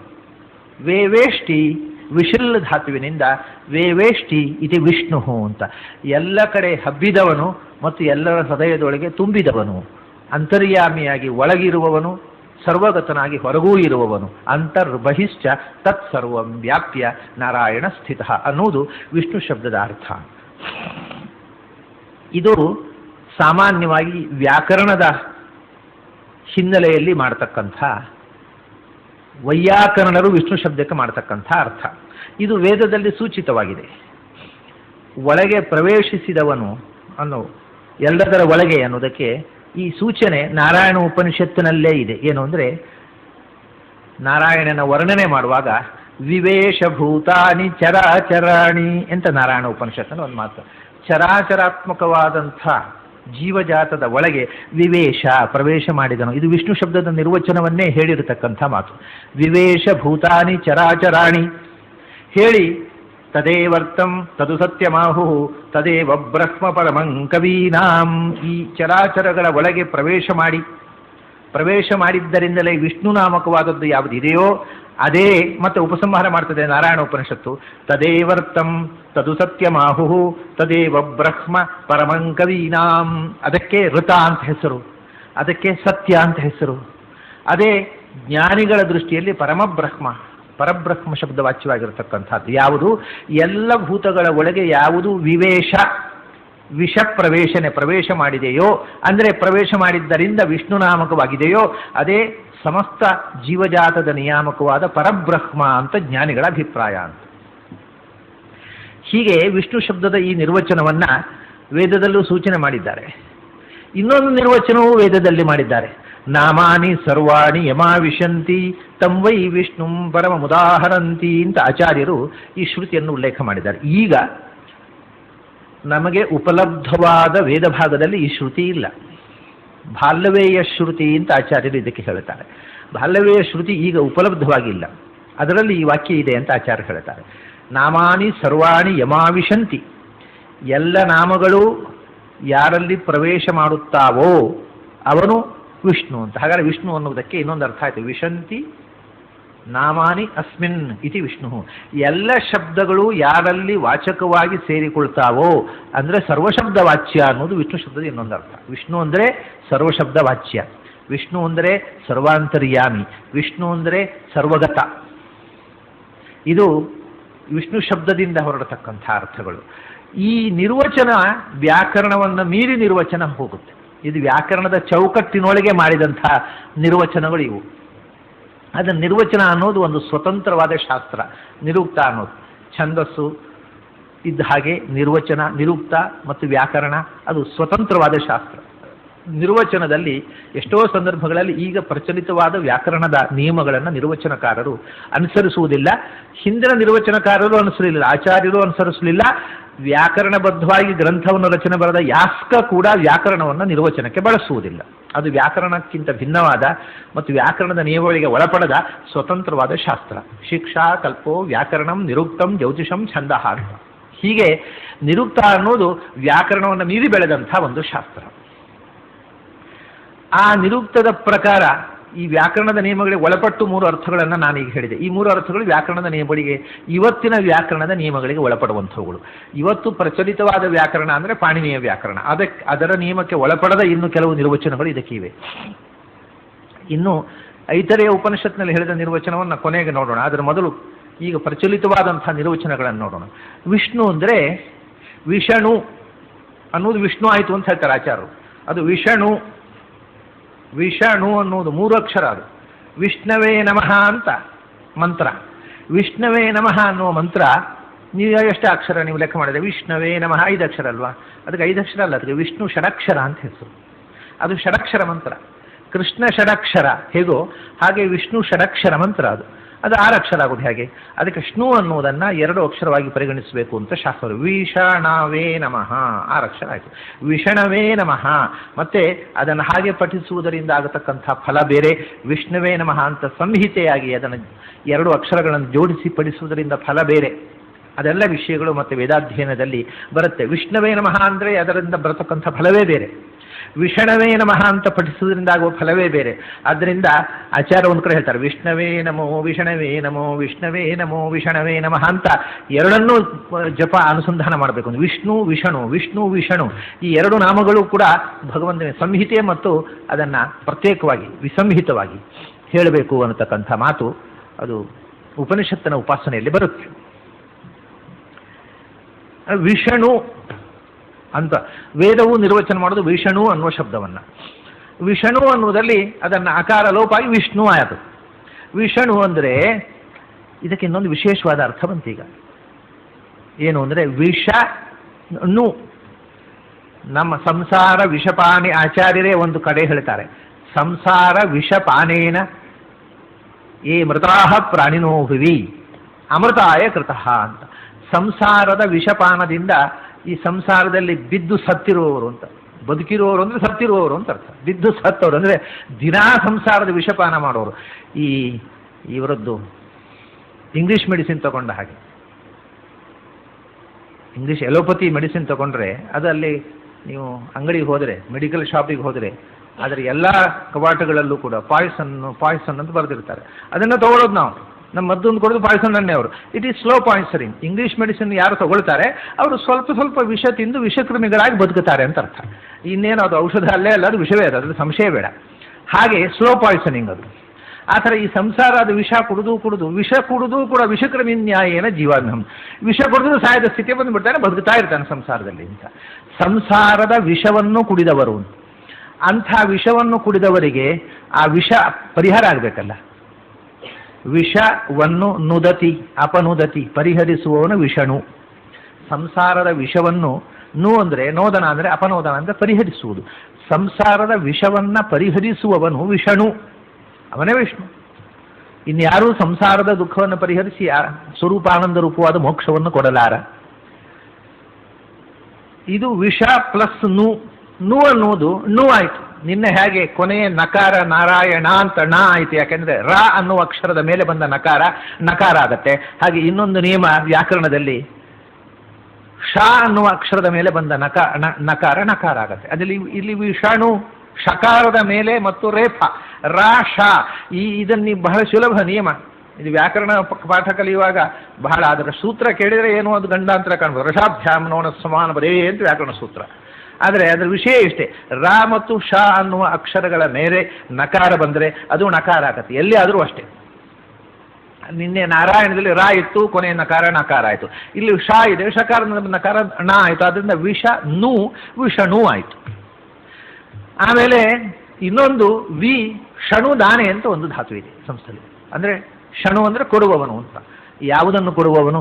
ವಿಶಿಷ್ಟವಾದ ಫಲವನ್ನು, ವಿಶಿಷ್ಟವಾದ ಮೋಕ್ಷಾಖ್ಯ ಫಲವನ್ನು. ಅಥವಾ ಅಂದರೆ ಆಕಾಯ ಪ್ರವಿ ಸಂಭೂಮ ಸಾ ಖಾ ಹ, ಇದು ವಿಷ್ಣುವಾಚಕವಾದ ಏಕಾಕ್ಷರಗಳು ಅಂತ ಕೋಶ. ಅಂದರೆ ಎನ್ನುವುದು ವಿಷ್ಣುವಿನ ಒಂದು ಹೆಸರು. ಆದ್ದರಿಂದ ವಿಷ್ಣು ಯಾರನ್ನು ಕೊಡ್ತಾನೆ, ಅವನನ್ನು ಭಜಿಸಿದರೆ ಅವನನ್ನೇ ಕೊಡ್ತಾನೆ, ತನ್ನನ್ನೇ. ಅಂದರೆ ವಿಷ್ಣುವನ್ನೇ, ತನ್ನನ್ನೇ ತಾನು ಸನೋತಿ ಕೊಡುವವನು ವಿಷ್ಣು. ಹೀಗೆ ಭಕ್ತರಿಗೆ ತನ್ನನ್ನೇ ಕೊಡುವವನು ವಿಷ್ಣು, ಸಂಸಾರದ ವಿಷವನ್ನು ಪರಿಹರಿಸುವವನು ವಿಷ್ಣು, ಎಲ್ಲ ಶಬ್ದಗಳಿಂದ ವಾಚ್ಯನಾದವನು ವಿಷ್ಣು, ಎಲ್ಲರ ಒಳಗೆ ಅಂತರ್ಯಾಮಿಯಾಗಿ ಇರುವವನು ವಿಷ್ಣು, ಎಲ್ಲ ಕಡೆಗೂ ತುಂಬಿರುವವನು ವಿಷ್ಣು. ಇದು ವಿಷ್ಣು ಶಬ್ದದ ಎಟಿಮೊಲಾಜಿಕಲ್ ಮೀನಿಂಗ್.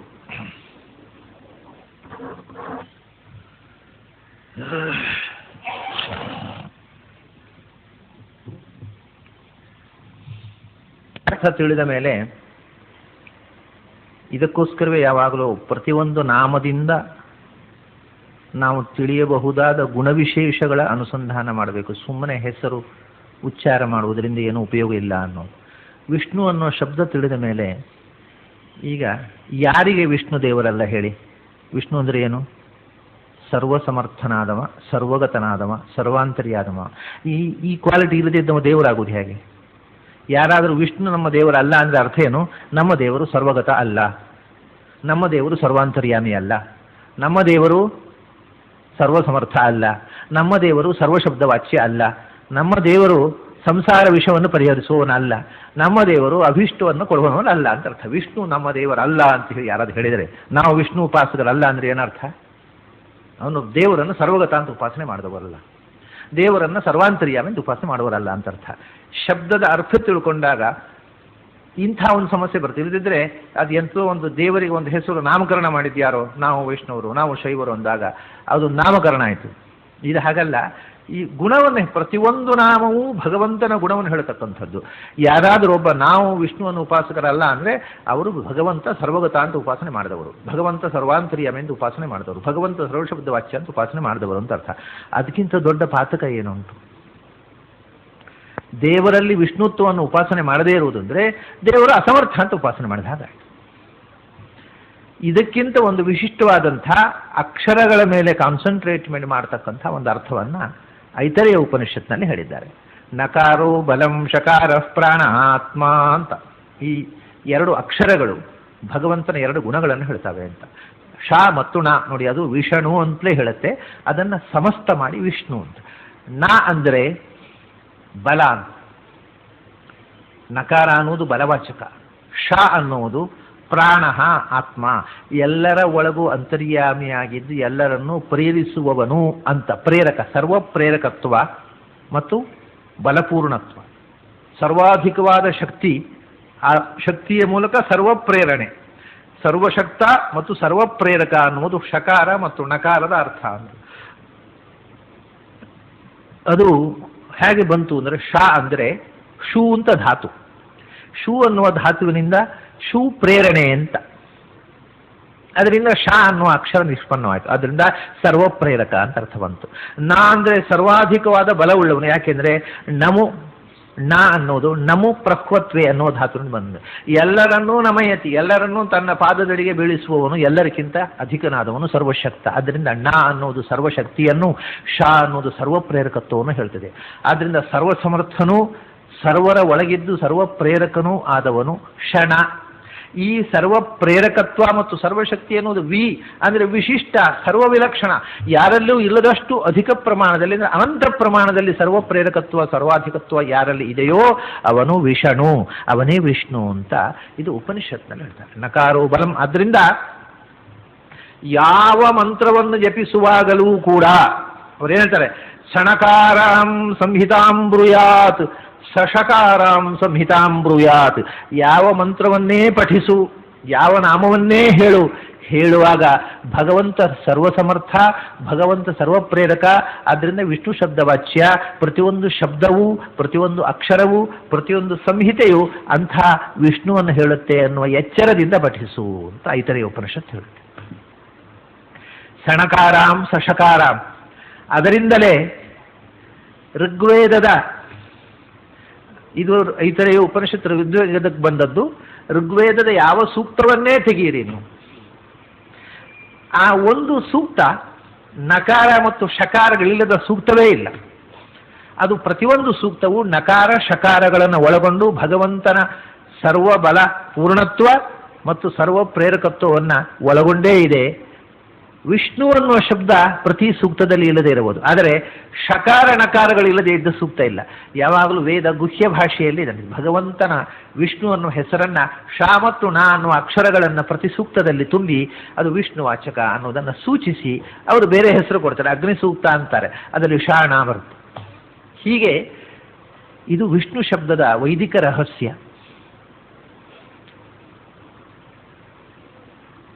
ಸವಿಷ್ಣುರಾಹಿ ವಿಷ್ಣುರೇವ ಹಿ ತಚ್ಛ್ರುತೇ ತಂ ಬ್ರಹ್ಮೇತ್ಯಾಚಕ್ಷತೆ ಅಥಾತೋ ಬ್ರಹ್ಮ ಜಿಜ್ಞಾಸ ಅಂತ. ಈ ಅಥಾತೋ ಬ್ರಹ್ಮ ಜಿಜ್ಞಾಸ ಅನ್ನೋದು ಬ್ರಹ್ಮಸೂತ್ರದ ಮೊದಲನೆಯ ಸೂತ್ರ. ಅದರ ಮೊದಲು ಎರಡು ಗ್ರಂಥಗಳು, ಒಂದು ಕರ್ಮಮೀಮಾಂಸಾ ಅಂತ, ಅದರ ನಂತರ ದೇವಮೀಮಾಂಸಾ ಅಂತ, ಅದರ ನಂತರ ಬ್ರಹ್ಮಮೀಮಾಂಸಾ ಅಂತ, 3 ಸೂತ್ರ ಗ್ರಂಥಗಳು. ಕರ್ಮಮೀಮಾಂಸಾ ಅನ್ನುವುದನ್ನು ಜೈಮಿನಿ ಬರೆದದ್ದು, 12 ಅಧ್ಯಾಯಗಳದ್ದು, ಅದು ಸಿಗುತ್ತೆ ನಮಗೆ. ಅದರ ನಂತರ 4 ಅಧ್ಯಾಯಗಳ ದೇವಮೀಮಾಂಸಾ ಪೈಲರು ಸಂಕರ್ಷಣ ಸೂತ್ರ ಅಂತದ್ದು, ಸಂಕರ್ಷಣ ಅವರು ಸೇರಿ ಮಾಡಿದ್ದು ಪೈಲ ಮುನಿ ರಚಿತವಾಗಿರತಕ್ಕಂಥದ್ದು ದೇವಮೀಮಾಂಸಾ ಅಂತ. ಮೊದಲು ಕರ್ಮ, ಯಾವ ಕರ್ಮವನ್ನು ಹೇಗೆ ಮಾಡಬೇಕು ಅದು ಪ್ರಿಲಿಮಿನರಿ ಕರ್ಮದ ವಿಚಾರ. ಈ ವೇದದಲ್ಲಿ ಹೇಳಿರತಕ್ಕಂಥ ಕರ್ಮಾನುಷ್ಠಾನ ಹೇಗೆ ಎಂತು ಇದು.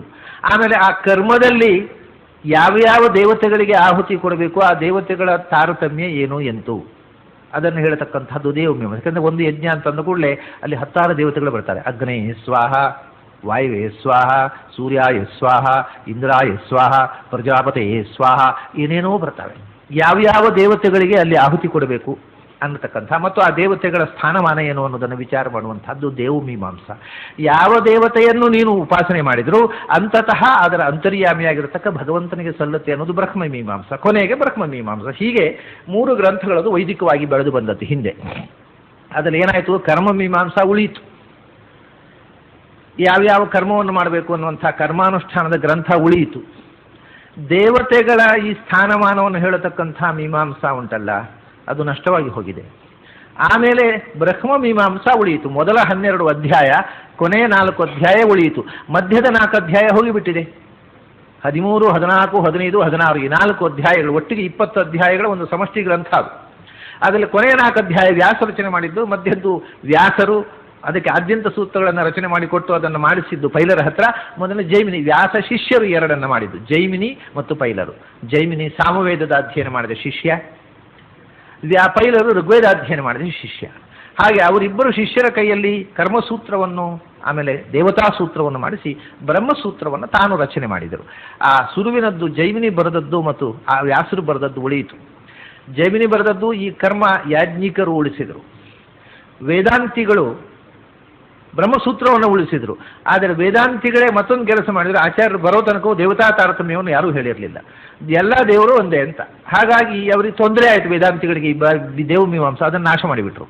ವೇದಾಂತಿಗಳು ಮಾಡಿದ ಕೆಟ್ಟ ಕೆಲಸ ಅಂದರೆ ದೇವಮೀಮಾಂಸವನ್ನು ನಾಶ ಮಾಡಿದ. ಆಚಾರ್ಯರ ಹಿಂದೆ ಬಂದ ಎಲ್ಲ ಫಿಲಾಸಫರ್ಸು ಎಲ್ಲ ದೇವತೆಗಳು ಒಂದೇ ಥರ, ಎಲ್ಲರೂ ಕೂಡ ಭಗವತ್ ಸ್ವರೂಪ, ಅದರಲ್ಲಿ ತಾರತಮ್ಯ ಇಲ್ಲ ಅಂತ ಹೇಳಿದರು. ಅದರಿಂದ ಏನಾಯಿತು ಅಂದರೆ ಅವರಿಗೆ ತೊಂದರೆ ಆಯಿತು ಈ ದೇವಮೀಮಾಂಸಾ, ಅದನ್ನು ಮೂಲೆಪಾಲು ಮಾಡಿದರು. ಹಾಗಾಗಿ ದೇವಮೀಮಾಂಸಾ ಅನ್ನುವ ಗ್ರಂಥ ಸಿಗದೇ ಹೋಯಿತು. ಅದರ ಕೊನೆ 2 ಸೂತ್ರ, ಅದರ ಒಂದು 3-4 ಸೂತ್ರಗಳನ್ನು ಆಚಾರ್ಯರು ಕೋಟ್ ಮಾಡಿದ್ದಾರೆ. ಅಷ್ಟೇ ನಮಗೀಗ ಸಿಗೋದು ದೇವಮೀಮಾಂಸಾ ಅಂದರೆ. ನಮಗೂ ಆಚಾರ್ಯರು ಕೋಟ್ ಮಾಡಿದ ಒಂದು 4 ಸೂತ್ರಗಳು. ಅದರ ಕೊನೆ 2 ಸೂತ್ರವನ್ನು ಆಚಾರ್ಯರು ಹೇಳಿದ್ದಾರೆ. ಅಥಾತೋ ಬ್ರಹ್ಮ ಜಿಜ್ಞಾಸಾ, ನಾನು ಹೇಳಿದೆ ವಿವೇಶ ಭೂತಾನಿ ಚರಾಚರಾಣಿ, ಸಮಸ್ತ ಪ್ರಪಂಚಗಳ ಚರಾಚರಾತ್ಮಕವಾದ ಪ್ರಪಂಚದ ಒಳಗೆ ಪ್ರವೇಶಿಸಿದ್ದರಿಂದ ಅವನು ವಿಷ್ಣು ಅಂತ ನಾರಾಯಣ ಉಪನಿಷತ್ನಲ್ಲಿ ಹೇಳಿದ್ದಾರೆ ಅಂತ. ಅದನ್ನೇ ತದೇವ ಬ್ರಹ್ಮ, ಅದೇ ಬ್ರಹ್ಮಶಬ್ದವಾಚ್ಯ ಅಂತ ಹೇಳಿದ್ದಾರೆ ಅಂತ. ಅದನ್ನೇ ವೇದವ್ಯಾಸರು ಹೇಳ್ತಾರೆ ನೋಡಿ. ಅಥಾತೋ ಬ್ರಹ್ಮ ಜಿಜ್ಞಾಸ ಅಂತ ಹೇಳಿದರು. ಬ್ರಹ್ಮತತ್ವದ ವಿಚಾರ. ಬ್ರಹ್ಮ ಅಂದರೆ ಯಾರು ಅಂದರೆ ಅದಕ್ಕೆ ದೇವಮೀಮಾಂಸಾದ ಕೊನೆಯನ್ನು 16ನೇ ಅಧ್ಯಾಯ ಓದಿ 17ನೇ ಅಧ್ಯಾಯಕ್ಕೆ ಬಂದಿದ್ರೆ ಆ ಪ್ರಶ್ನೆಯೇ ಬರ್ತಿಲ್ಲ. ದೇವಮೀಮಾಂಸಾವನ್ನು ನಾಶ ಮಾಡಿಬಿಟ್ರು. ದೇವಮೀಮಾಂಸಾದಲ್ಲಿ ಕೊನೆಯ ಸೂತ್ರಗಳು ಇದು ಏನು ಅಂದರೆ ವಿಷ್ಣುರೇವ ಹಿತಚ್ಛ್ರುತೇಹೇ. ಇದನ್ನು ಸವಿಷ್ಣುರಾಹಿ ಅಂತ ಕೆಲವರು ಹೇಳ್ತಾರೆ. ಸವಿಷ್ಣುರಾಹಿ ಅನ್ನೋದು ಆಚಾರ್ಯರು ಅದರ ಅರ್ಥಾನುವಾದ ಮಾಡಿದ್ದು ಸೂತ್ರ ಅಲ್ಲ. ವಿಷ್ಣುರೇವ ಹಿತಚ್ಛ್ರುತೇಹೇ ಅನ್ನೋದು ಅದರ ಉಪಾಂತ್ಯ ಸೂತ್ರ, ಕೊನೆಯದಲ್ಲ ಅದರ ಮೊದಲನೆಯದು. ಅದರಲ್ಲಿ ಹೇಳ್ತಾರೆ ಸಮಸ್ತ ವೇದಗಳಲ್ಲಿ ಎಲ್ಲ ದೇವತೆಗಳ ಒಳಗೂ ಇದ್ದು ಎಲ್ಲ ದೇವತೆಗಳಿಗಿಂತ ಹಿರಿಯನಾದವನು ಯಾರು ಅಂದರೆ ವಿಷ್ಣುರೇವಹಿ. ಎಲ್ಲದರ ಒಳಗೂ ಅಂತರ್ಯಾಮಿಯಾಗಿದ್ದು ಎಲ್ಲವನ್ನೂ ಸ್ವೀಕರಿಸುವನು ವಿಷ್ಣುವೇ. ಯಾಕೆ ತಚ್ಛ್ರುತೇ, ಹಾಗೆ ಶ್ರುತಿಯಲ್ಲಿ ಹೇಳಿದ್ದರಿಂದ. ವಿವೇಶ ಭೂತಾನಿ ಜರಾಜರಾಣಿ, ಅವನನ್ನೇ ತಂ ಬ್ರಹ್ಮೇತ್ಯಾಚಕ್ಷತೆ, ಅವನನ್ನೇ ವೇದದಲ್ಲಿ ಬ್ರಹ್ಮ ಅಂತ ಕರೀತಾರೆ ಅಂತ ಹೇಳಿ ವಿಷ್ಣುವನ್ನೇ ಬ್ರಹ್ಮ ಅಂತ ಕರೀತಾರೆ ಅಂತ ಆದಮೇಲೆ ಅಥಾತೋ ಬ್ರಹ್ಮ ಜಿಜ್ಞಾಸ, ಆಮೇಲೆ ಬ್ರಹ್ಮದ ವಿಚಾರ ಅಂದರೆ ವಿಷ್ಣು ವಿಚಾರ ಅಂತ ಆಯ್ತಲ್ಲ. ಈ ಮೊದಲನೇ ಸೂತ್ರ ಎಲ್ಲಾದರೂ ಇವತ್ತು ಉಪಲಬ್ಧವಾಗಿದ್ದಿದ್ದರೆ ಇಡೀ ಮೀಮಾಂಸಾ, ಈ ಬ್ರಹ್ಮ ಜಿಜ್ಞಾಸ ಅಂದರೆ ಯಾರ ಜಿಜ್ಞಾಸೆ ಅಂತ ಪ್ರಶ್ನೆಯೇ ಬರ್ತಿರಲಿಲ್ಲ. ಆ ಮೊದಲನೆಯ ಗ್ರಂಥವನ್ನು ಕಳ್ಕೊಂಡದ್ದರಿಂದ ಅದರಲ್ಲಿ ಮೊದಲು ವಿಷ್ಣುವಿಗೆ ಬ್ರಹ್ಮ ಅಂತ ಹೆಸರು ಅಂತ ಹೇಳಿ ಆಮೇಲೆ ನಾವು ಈಗ ಬ್ರಹ್ಮನ ವಿಚಾರ ಮಾಡ್ತೇವೆ ಅಂದರೆ ವಿಷ್ಣುವಿನ ವಿಚಾರ ಮಾಡೋದು ಅಂತ ಸಹಜವಾಗಿ ಆಗ್ತಿತ್ತು. ಇದನ್ನು ಆಚಾರ್ಯರು ನೋಡಿಯಪ್ಪ, ಅದರ ಮೊದಲು 2 ಸೂತ್ರಗಳಿವೆ, ವಿಷ್ಣುರೇವಹಿ ತಚ್ಛ್ರುತೇಹೇ ತಂ ಬ್ರಹ್ಮೇತ್ಯಾಚಕ್ಷತೆ ಅಂತ. ಅದರ ನಂತರ ಅಥಾತೋ ಬ್ರಹ್ಮ ಜಿಜ್ಞಾಸ ಅಂತ ವೇದವ್ಯಾಸರು ಸೂತ್ರ ರಚನೆ ಮಾಡಿದ್ದು. ಆ ಮೊದಲನೆಯ ಸೂತ್ರಕ್ಕೆ ಹೊಂದಿಕೆಯಾಗಿ ನೀವು ಇದನ್ನು ನೋಡಿದರೆ ಇದು ವಿಷ್ಣುವಾಚಕ ಅನ್ನೋದು ಸ್ಪಷ್ಟವಾಗುತ್ತೆ. ಅದಕ್ಕೋಸ್ಕರವೇ ಆಚಾರ್ಯರು ಬ್ರಹ್ಮಸೂತ್ರದಲ್ಲಿ ಭಾಷ್ಯ ಬರೆಯುವಾಗ ಬ್ರಹ್ಮ ಶಬ್ದಶ್ಚ ವಿಷ್ಣಾವೇವ ಅಂತ ಬರೆದರು.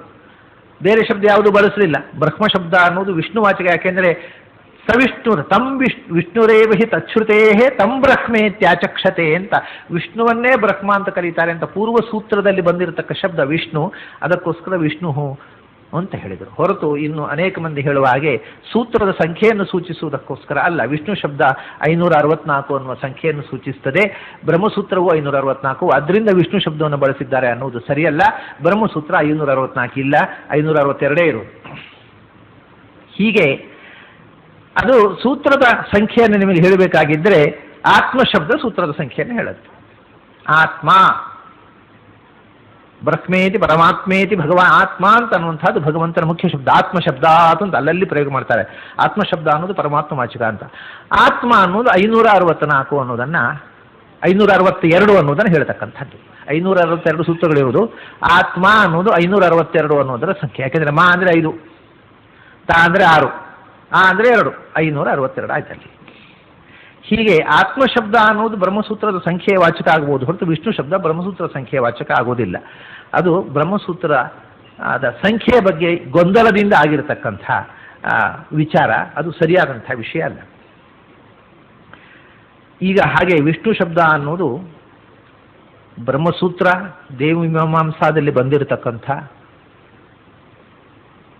ಒಂದು ವಿಶಿಷ್ಟವಾದ ಐತರೆಯ ಉಪನಿಷತ್ತಿನಲ್ಲಿ ನಿರ್ವಚನ ಮಾಡಿರತಕ್ಕ ಮತ್ತು ಎಲ್ಲ ಸೂಕ್ತಗಳಲ್ಲೂ ಅಂತರ್ಗತವಾಗಿರುವುದು. ಶಾಣ ಅನ್ನುವ ಅಕ್ಷರಗಳನ್ನು ಪ್ರಯೋಗ ಮಾಡುವ ಮೂಲಕ ಅದರ ಅರ್ಥವನ್ನು ಅಂತರ್ಗತಗೊಳಿಸಿರತಕ್ಕಂಥ ನಾಮ ಅದು ವಿಷ್ಣು. ವಿಷ್ಣು ಸೃಜಿಷ್ಣು ಗ್ರಸಿಷ್ಣು ಅಂತ ಒಂದು ಸ್ವಾರಸ್ಯವಾದ ವಿಶೇಷಣ ಹಾಕ್ತಾರೆ ಆಚಾರ್ಯ. ನೀನು ವಿಷ್ಣು. ಸಾಮಾನ್ಯ ಜನರು ಏನು ಹೇಳೋದು, ಬ್ರಹ್ಮ ಸೃಷ್ಟಿ ಮಾಡಿದ, ವಿಷ್ಣು ಪಾಲನೆ ಮಾಡಿದ, ಶಿವ ಸಂಹಾರ ಮಾಡಿದ ಅಂತ. ಆಚಾರ್ಯ ನೀನು ವಿಷ್ಣು ಅಲ್ವಾ, ಅಂದರೆ ಪಾಲನೆ ಮಾಡುವಂತಲ್ಲ. ನಾನು ನಿನ್ನನ್ನೇನು ಉಪವಾಸ ಮಾಡ್ತಾನೆ, ಸೃಜಿಷ್ಣು ಸೃಷ್ಟಿ ಮಾಡುವವನು, ಗ್ರಸಿಷ್ಣು ಸಂಹಾರ ಮಾಡುವವನು ಅಂತ ನಿನ್ನನ್ನೇ ಪಾಲನೆ ಮಾಡುವವನು ನೀನು. ಸೃಷ್ಟಿ ಮಾಡುವವರು ಬೇರೆ, ಸಂಹಾರ ಮಾಡುವವರು ಬೇರೆ ಅಂತ ಕೆಲವರ ಕಲ್ಪನೆದಾಗ ಆಚಾರ್ಯ ಆ ಎರಡು ವಿಷಯ ವಿಷ್ಣು ಸೃಜಿಷ್ಣು ಗ್ರಸಿಷ್ಣು ಅಂತ. ನೀನು ಪಾಲನೆ ಮಾಡುವವ ವಿಷ್ಣು ಅಂದರೆ ಸರ್ವಪಾಲಕ ಅಷ್ಟೇ ಅಲ್ಲ, ನೀನು ಸರ್ವ ಸೃಷ್ಟಿ ಮಾಡಿದವನು ನೀನೆ, ಸರ್ವ ಸಂಹಾರ ಮಾಡಿದವನು ನೀನೆ. ವಿಷ್ಣು ಸೃಜಿಷ್ಣು ಗ್ರಸಿಷ್ಣು ಬೇಕು ಅಂತ ಬ್ರಹ್ಮನಲ್ಲಿಯೂ ಶಿವನಲ್ಲಿಯೂ ಇರತಕ್ಕಂಥ ಏನು ಕಥೆ ಅದನ್ನು ಆ ಭಗವಂತನ ಬ್ರಹ್ಮನ ಒಳಗಿದ್ದು ಸೃಷ್ಟಿ ಮಾಡತಕ್ಕ ವಿಷ್ಣುವು ನೀನೆ, ಶಿವನ ಒಳಗಿದ್ದು ಗ್ರಸಿಷ್ಣು ಎಲ್ಲವನ್ನು ಗ್ರಸನ ಅಂದರೆ ಎಲ್ಲವನ್ನು ಕಬಳಿಸುವುದು, ಸಂಹಾರ ಮಾಡಿ ಕೊನೆಗೆ ನಾಶ ಮಾಡತಕ್ಕಂಥ ಸರ್ವಗ್ರಾಸ ಅಂಥ ಗ್ರಸಿಷ್ಣುವು ನೀನು, ನಾಶ ಮಾಡತಕ್ಕವನು ನೀನು, ಸೃಷ್ಟಿ ಮಾಡತಕ್ಕವನು ನೀನು, ಪಾಲನೆ ಮಾಡುವುದಕ್ಕೆ ವಿಷ್ಣು ನಾಮಕ ವಿಶೇಷ ರೂಪವನ್ನು ಸ್ವೀಕರಿಸಿ ವಿಷ್ಣು ನಾಮಕನಾದವನು ನೀನೆ. ವಿಷ್ಣುವಿನಲ್ಲೇ ಸೃಷ್ಟಿ ಸಂಹಾರಗಳು ಹೊರತು ಇನ್ಯಾರೋ ದೇವತೆಗಳು ಸೃಷ್ಟಿ ಸಂಹಾರವನ್ನು ಮಾಡುವುದಿಲ್ಲ. ವಿಷ್ಣು ಸೃಜಿಷ್ಣು ಗ್ರಸಿಷ್ಣು. ಇನ್ನೊಂದು ಬಹಳ ತಮಾಷೆ ಇದೆ, ಏನು ಅಂದರೆ ಸೃಜಿಷ್ಣು ಗ್ರಸಿಷ್ಣು ಅಂತ ಒಂದೇ ಶಬ್ದ. ಅದರಿಂದಲೇ ಸೃಜಿಷ್ಣು ಅಂತ ಹೇಳಿಲ್ಲ ಆಚಾರ್ಯರು, ಅದು ಬೇರೆ ಬೇರೆ ರೀತಿಯಿಂದ ತರ್ಕೊಳ್ಬೇಕು. ಸೃಜಿಷ್ಣು ಗ್ರಸಿಷ್ಣು ಅಂದರೆ ಈ ಜಗತ್ತನ್ನು ಸೃಜಿಷ್ಣು ಸೃಷ್ಟಿ ಮಾಡಬೇಕು ಅಂತ ಬಯಸಿ ಸೃಷ್ಟಿ ಮಾಡಿದವನಿದ್ದಾನಲ್ಲ ಚತುರ್ಮುಖ ಬ್ರಹ್ಮ, ಅವನನ್ನೂ ಗ್ರಸಿಷ್ಣು ನಾಶ ಮಾಡುವವನು ನೀನು. ಬ್ರಹ್ಮದೇವರಿಗೂ ಕೊನೆಯ ನಿಲಯದಲ್ಲಿ ಮಹಾಕಲ್ಪದಲ್ಲಿ ಸೃಜಿಷ್ಣುವನ್ನೂ ಗ್ರಸಿಷ್ಣು, ಈ ಜಗತ್ತನ್ನು ಸೃಷ್ಟಿ ಮಾಡಿದವ ಅಂತ ಏನು ತಿಳ್ಕೊಳ್ತೀರಿ ನೀವು, ಅಂತಹ ಜಗತ್ ಸೃಷ್ಟಾರ ಅಂತ ಜನ ತಿಳ್ಕೊಂಡಿರ್ತಕ್ಕ ಬ್ರಹ್ಮದೇವರನ್ನೂ ಕೂಡ